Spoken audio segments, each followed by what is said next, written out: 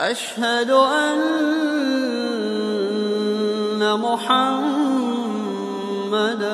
رسول الله.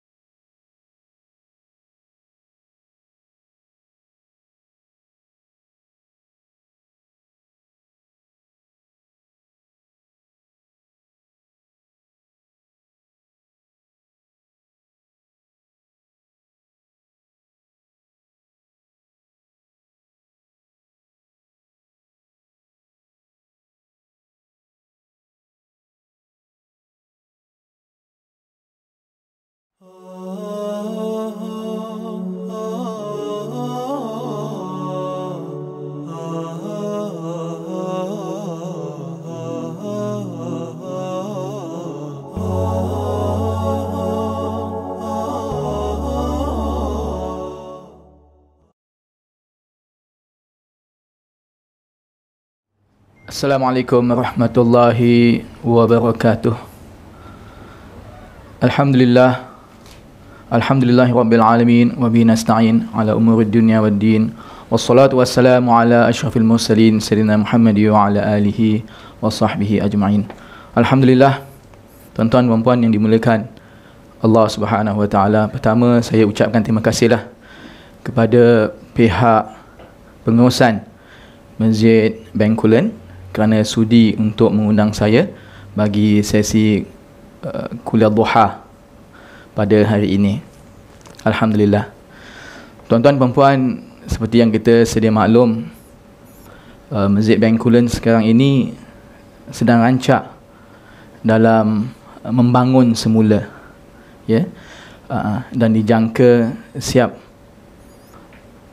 sekitar akhir tahun inilah, insya-Allah, ya.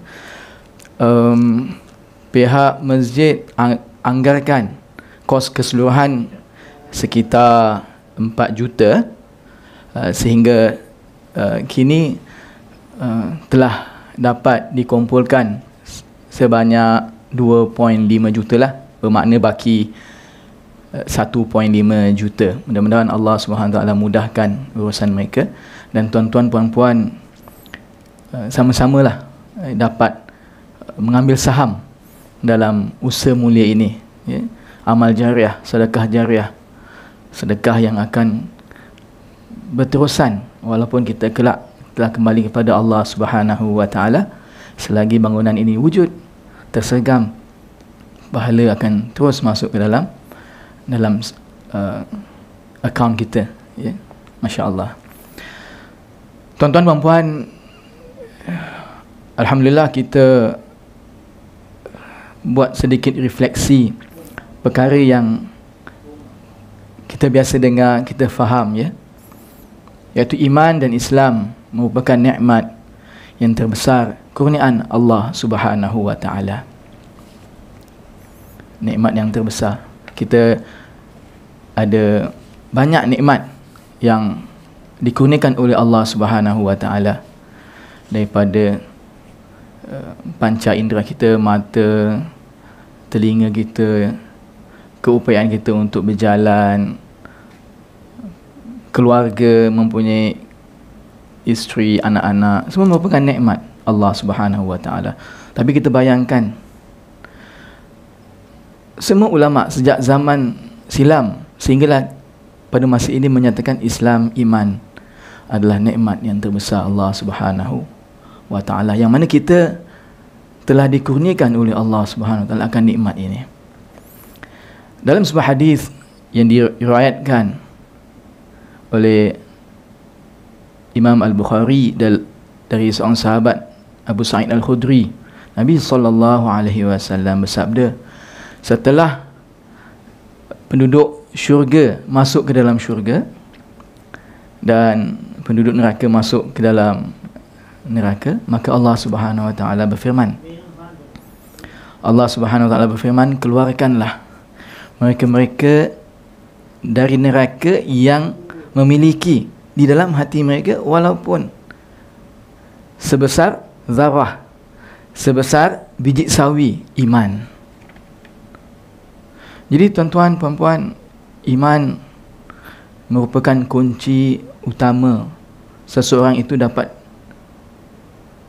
masuk ke dalam syurga Allah Subhanahu wa taala dan hidup kekal selamanya di dalam syurga. Tanpa iman kita tidak akan ada peluang langsung. Bahkan iman itu bukan saja keperluan kita untuk di akhirat, ia juga mempunyai kesan-kesan yang kukuh, kuat, penting dalam kehidupan kita di dunia ini. Nanti kita bicarakan sedikit sebentar nanti, insya-Allah.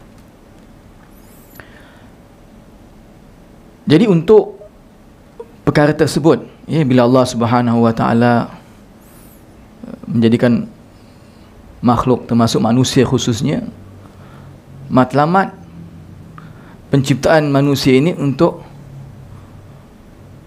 menyempurnakan perintah-perintah Allah Subhanahu wa taala, kan? Dan Allah sediakan cara penghidupan bagaimana manusia perlu lalui agar mereka berjaya dalam kehidupan dunia lagi, sebelum mereka akhirnya kembali kepada Allah untuk kehidupan kekal abadi. Itu Allah siapkan dalam skema penciptaan Allah Subhanahu wa taala. Maka Allah tetapkan juga cara kehidupan yang Allah kehendaki. Maka Allah Subhanahu wa taala berkata, "Wa ma ataakumur rasul fakhudhuhu wa ma nahakum anhu fantahu." Apa yang diberikan oleh Rasul, maka kamu ambillah. Dan apa saja yang ditegah oleh Rasul, maka kamu jauhi. Ini secara dasar formula untuk mendapat kejayaan dalam kehidupan kita ini. Sangat penting. Tuan-tuan, puan-puan, kita faham bahawa sesuatu itu apabila kita faham akan nilainya, maka dia akan menjadi bererti untuk kita. Kalau tidak kita fahami akan nilai sesuatu perkara, dia tidak akan menjadi sesuatu yang bernilai bagi diri kita ini. Contoh yang mudah lah. Mudah, saya bawakan contoh yang mudah. Apabila seseorang itu bekerja contohnya berdekatan dengan rumah, dia mendapat gaji 2,000. Tetapi kalau dia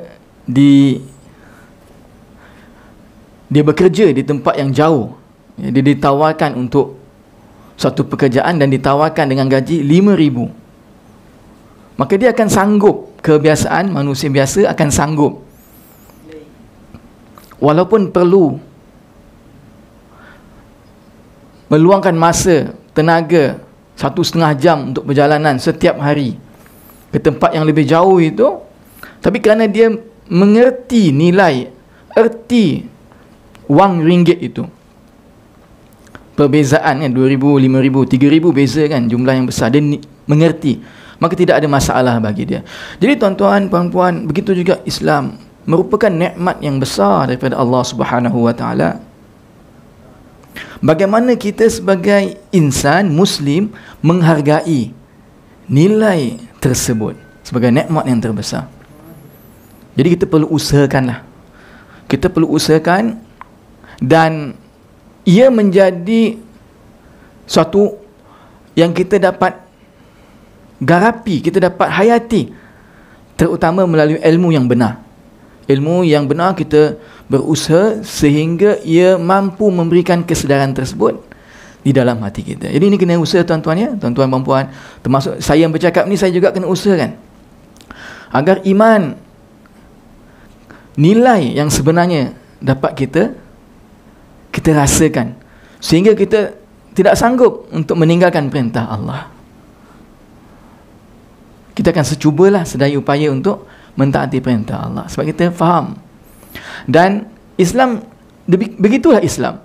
didasarkan dengan hujah-hujah, dalil-dalil yang kukuh, yang konkret, yang akal biasa manusia tidak dapat menolak. Itu Islam. Dasar Islam dibangunkan oleh fakta-fakta, hujah-hujah daripada hadis, daripada Al-Quran. Dia konkret bagi mereka yang mengetahui, yang memahami. Ya? Akal biasa tidak dapat nak menolak kebenaran Islam itu. Jadi tuan-tuan, puan-puan, kita sentuh sedikit bab at-taubah atau taubat pada sesi duha pagi ini. Satu hadis yang masyhur yang kita biasa dengar diriwayatkan oleh At-Tirmizi dari Abi Hurairah radhiyallahu an. Nabi SAW bersabda, sesungguhnya seorang hamba itu apabila melakukan dosa akan wujud titik hitam pada hatinya. Setiap dosa yang dilakukan akan wujud titik hitam pada hatinya. Dan bila titik hitam ini bertambah oleh amalan perbuatan yang mendatangkan dosa, kan, dia akan memenuhi hati tersebut. Apabila setiap kali hamba tersebut setelah melakukan dosa, dia beristighfar, taubat, meninggalkan amalan tersebut, maka hatinya menjadi bersih. Apabila hamba tersebut terus melakukan dosa demi dosa, sehinggalah kegelapan hati itu menggunung dan menutup hati berkenaan daripada mengenal Allah Ta'ala, daripada hidayah Allah Subhanahu wa Ta'ala.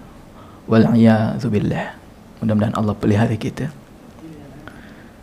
Sehinggalah seperti mana Allah Subhanahu wa Ta'ala berfirman, kalla bal rana ala qulubihim ma kanu yaksibun. Sama sekali tidak. Sebenarnya apa yang mereka usahakan itu menutupi hati mereka. Jadi tuan-puan, kita kena usahalah. Kita sebagai manusia memang kerap melakukan kesilapan, dosa, tapi kita kena usaha bersungguh-sungguh untuk apabila kita lakukan dosa, kita dengan bersungguh-sungguh juga bertaubat kepada Allah Subhanahu wa Ta'ala, beristighfar, kan. Sebab memang fitrah manusia ni, dalam hadis Nabi SAW beritahu, memang banyak buat dosa. Memang banyak dalam hadis Nabi SAW. Hadis tersebut berbunyi, kullu bani Adam khatta'un wa khairu khatta'in tawwabun, atau kama qala sallallahu alaihi wasallam. Setiap bani Adam, setiap daripada kita bani Adam ni khatta'un. Khatta'un ni sirah mubalaghah dalam bahasa Arab. Kalau saat sikitnya khati', kita buat sikit silap kan, khati'. Tapi kalau banyak khatta'un, memang Nabi dah menggambarkan bahawa kita buat silap yang banyak. Tapi pada waktu yang sama, tuan-puan, wa khairu khatta'in tawwabun, mereka yang banyak buat silap ini, mereka juga perlu banyak bertaubat kepada Allah Subhanahu wa Ta'ala. Taubat kepada Allah. Walaupun banyak kita bertaubat kepada Allah Ta'ala, Allah suka. Allah suka dengan taubatnya seorang hamba. Bukan Allah rasa bosan, fed up, tak. Bukan seperti manusia. Tapi Allah Subhanahu wa Ta'ala sifatnya Al-Ghafur. Al-Ghafur, Maha Pengampun, Maha. Kan kita menggunakan perkataan Maha, bermakna banyak, sangat pengampun Allah Subhanahu wa Ta'ala. Innallaha yaghfiru dzunuba jami'a. Sesungguhnya Allah Subhanahu wa Ta'ala mengampunkan dosa keseluruhannya. Innahu huwal ghafurur rahim. Sesungguhnya dia, yakni Allah, Al-Ghafur, Maha Pengampun, Ar-Rahim, Maha Penyayang. Itulah Allah yang kita sembah. sifat kemuliaan, keagungan Allah Ta'ala. Maha pengampun. Tuan-tuan, sehingga dibayangkan kalau manusia itu datang dengan dosa sebanyak buih di laut pun, kan? Allah Subhanahu Wa Taala sedia ampunkan. Bayangkan dosa banyak buih di laut, banyaklah buih di lautan tu, lautan macam-macam lautan, kan? Banyak buih. Kalau datang itu banyak pun, Allah ampunkan. Kalau datang sepenuh antara bumi dengan langit pun dosa, kalau dia betul-betul ikhlas kepada Allah, minta pengampunan Allah, Allah hapuskan. Tidak ada masalah bagi Allah.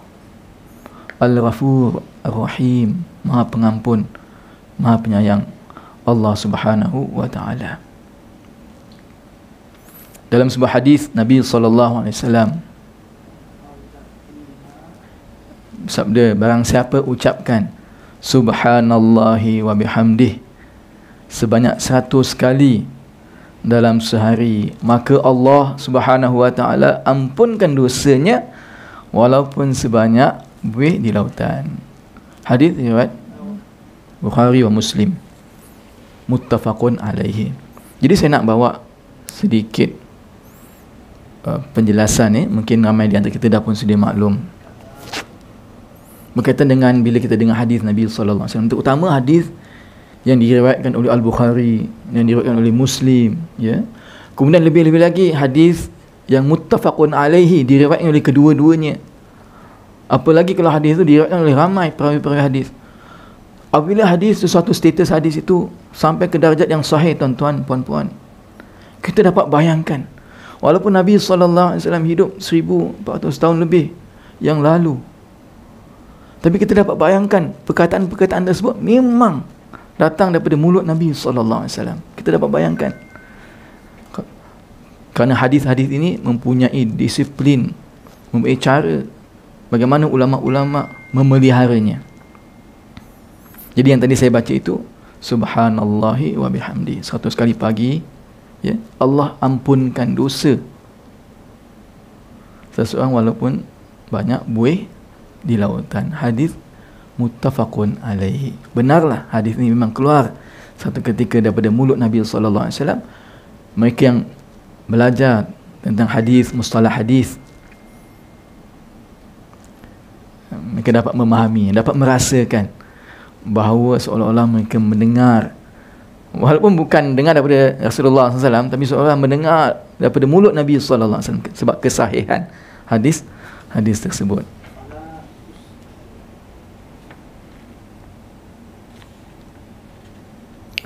Tuan-tuan, puan-puan yang dimuliakan Allah Subhanahu wa Ta'ala, banyak masalah dalam kehidupan kita secara peribadi, keluarga ataupun masyarakat ada kaitan rapat dengan dosa-dosa, pelanggaran-pelanggaran akan perintah-perintah Allah. Allah suruh sembahyang 5 waktu. Ramai yang tidak rasa pentingnya sembahyang, maka tinggalkan sembahyang. Ada buat 2-3 kali saja satu hari. Tidak ada rasa kebesaran perintah Allah tersebut. Maka menjejas kehidupan peribadi, menjejas kehidupan keluarga dan juga mungkin masyarakat. Ada kaitan yang rapat, tuan-tuan. Ketaatan kita kepada Allah Subhanahu wa Ta'ala, ya. Ketaatan kita kepada Allah Subhanahu wa Ta'ala ada kaitan rapat dengan kehidupan kita di dunia ini. Allah Subhanahu wa Ta'ala beritahu, man amila salihan min zakarin aw unsa wa huwa mu'min falanuhyannahu hayatan thayyibah. Man amila salihan, sesiapa yang beramal saleh daripada lelaki atau perempuan dan dia beriman kepada Allah. Jawabnya apa? Dia beriman, dia beramal saleh. Perintah-perintah Allah dijaga dan larangan-larangan Allah sedaya upaya dijauhi. Jawapannya, janji Allah, falanuhyannahu hayatan thayyibah, maka kami akan hidupkan dia dengan kehidupan yang thayyibah, yang baik.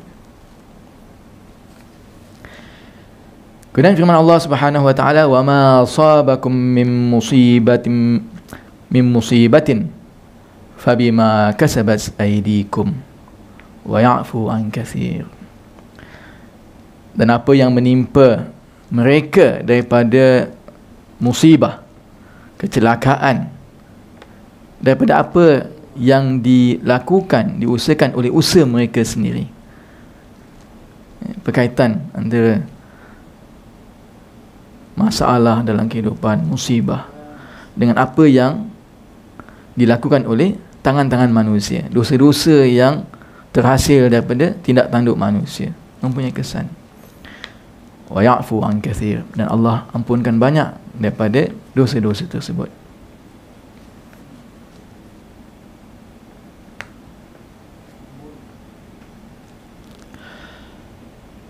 Tuan-tuan yang dimuliakan Allah Subhanahu wa taala,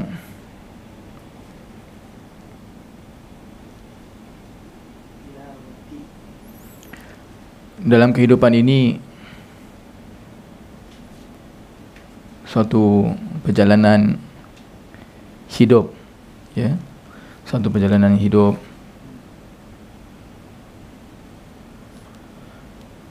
yang mana kita telah diberikan tunjuk ajar bagaimana kehidupan ini merupakan kehidupan yang berjaya, kehidupan yang berjaya. Itu yang kita hendak, kan?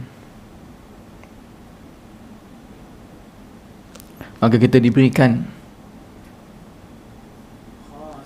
contoh-contoh kehidupan mereka yang berjaya. Mereka mentaati perintah Allah, dan kita dimaklumkan, diajar bahawa kejayaan, suksesnya kehidupan kita, kaum keluarga kita, masyarakat kita, berkait rapat dengan sejauh mana kita dapat mentaati perintah Allah Subhanahu wa ta'ala. Sangat berkait rapat dengan perintah Allah Subhanahu wa ta'ala. Jadi untuk kita menilailah, sekiranya kita sedia ada mentaati perintah Allah, kerap mentaati perintah Allah, kita bersyukur pada Allah. La in syakartum la azidannakum. Kita bersyukur.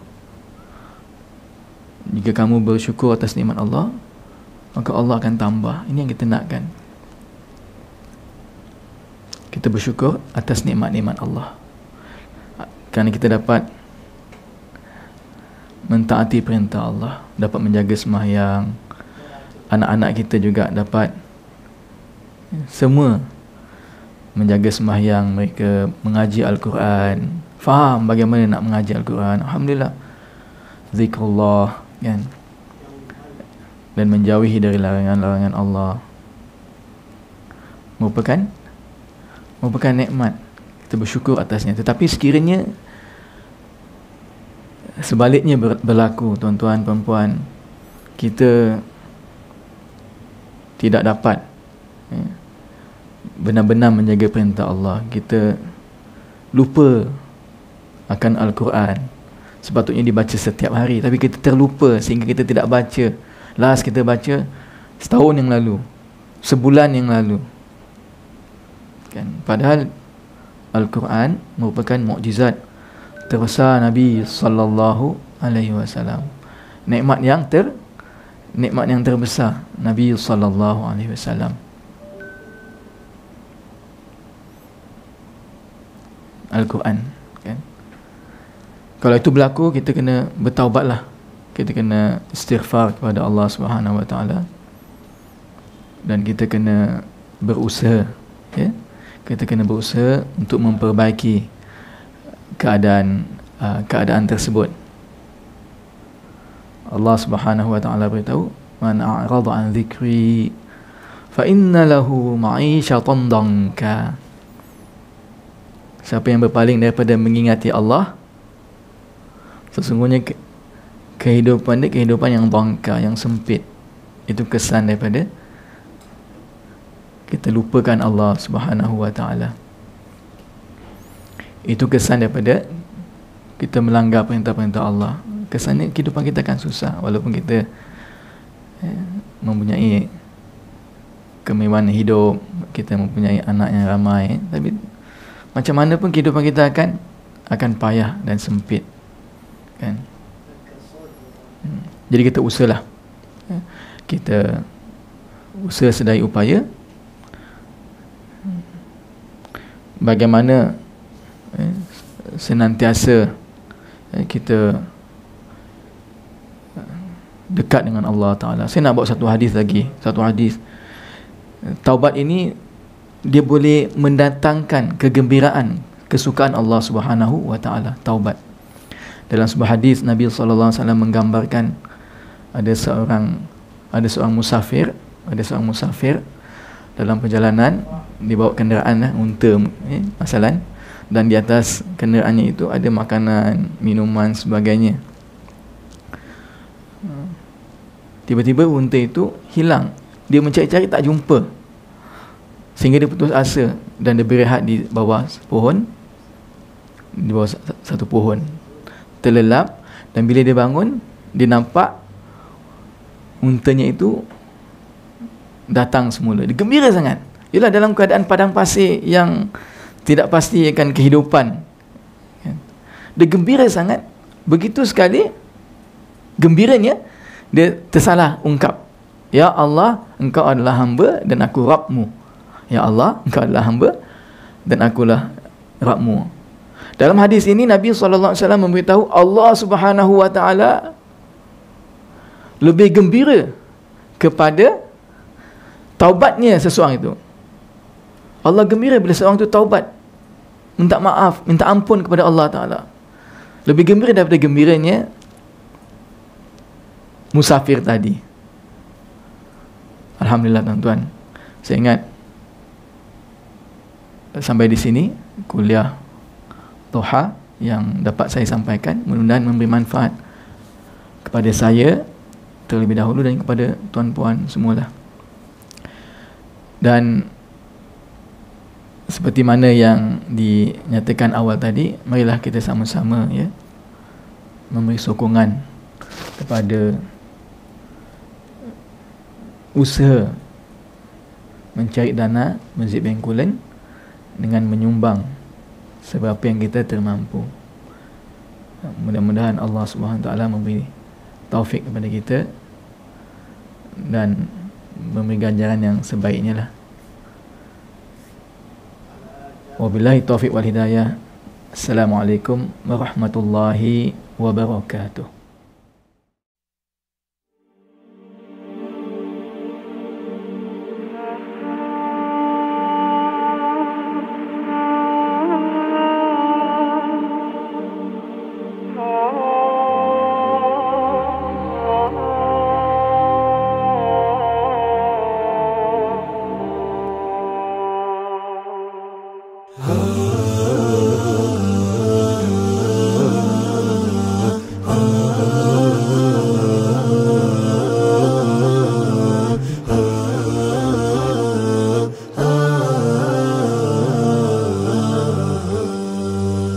الله الله الله الله ما لنا مولى سوى الله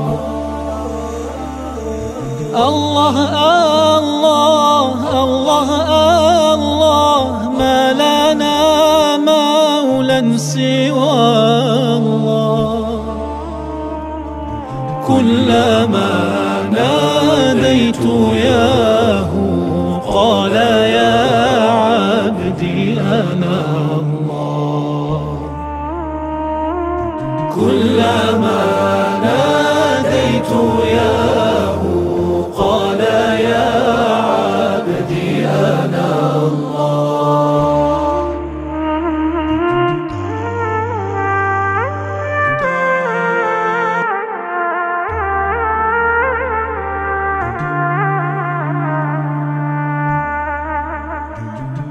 زحزحي الحجب فقلبي غاب في ظلمة ذنبي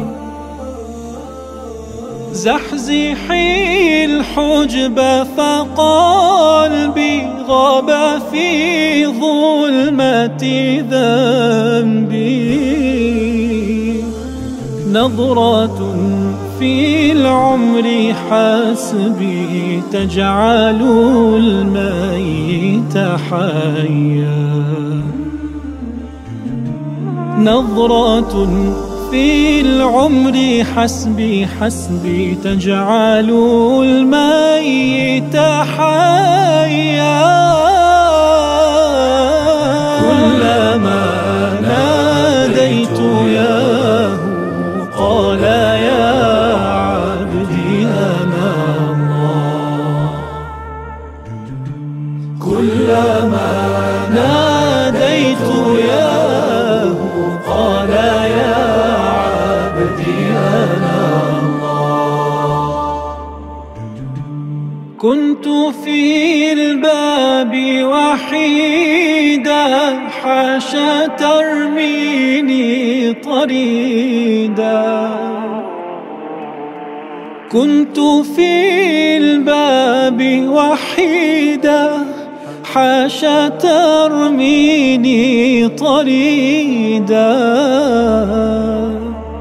من يلذ كان سعيدا فيك ما كان شقيا من يلذ كان سعيدا فيك ما كان شقيا الله الله الله الله ما لنا مولى سوى الله كلما ناديت ياه قال يا عبدي أنا